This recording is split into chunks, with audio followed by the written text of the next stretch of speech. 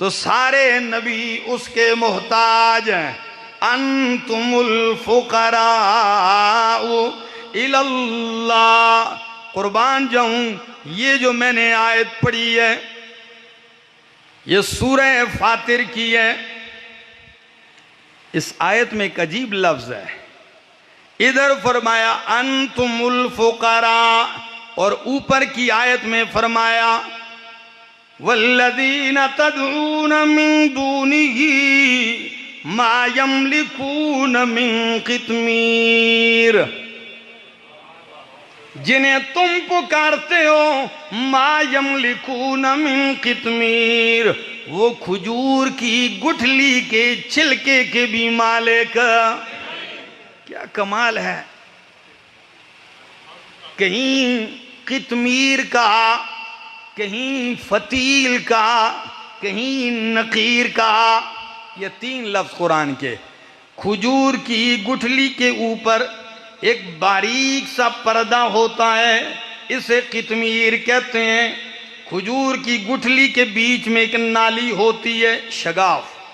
اس شگاف کے اندر ایک باریک سا دھاگا ہوتا ہے، اسے فتیل کہتے ہیں.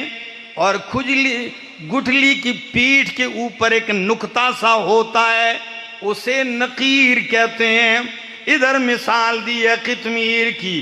فرمایا جنہیں تم پکارتے ہو وہ کھجور کی گٹھلی پہ چھلکے کے بھی مالک. مثالیں دور دور کی کیا یاد رکھو گے، اس چیز کی دی جو تمہارے دسترخوان پہ پڑی رہتی ہے تاکہ سمجھ آ سکے. قرآن مثالیں بھی ایسے ذکر کرتا ہے. کبھی آپ نے غور کیا ہے؟ یا گائے بکری کی دودھ کی مثال دی تاکہ تمہیں دور جانا نہ پڑے. سمجھ میں آ رہی؟ یہ مثال، اس میں بھی ایک راز ہے. کھجور کی گٹھلی، کھجور کا دانہ، دانے میں گٹھلی، گٹھلی کے اوپر باریک سا پردہ ہے. اگر دیکھو تو بالکل مماثلت قبر کے ساتھ ہے. جیسے قبر ہے، قبر میں مردہ ہے، مردے کے اوپر باریک سا سفید کفن ہے. ما یملکون من قطمیر، جسے تو حاجت روا سمجھ بیٹھا ہے وہ اپنے کفن کا بھی مالک. کیوں نہیں؟ انتم الفقراء الی اللہ. ہے جو فقیر کسی چیز کا مالک، پھر مالک کون ہے؟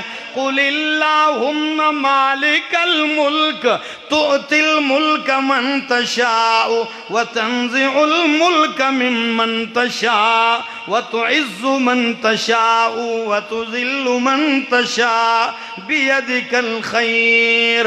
تمام بادشاہتوں کا، تمام ملکوں کا مالک اللہ ہے.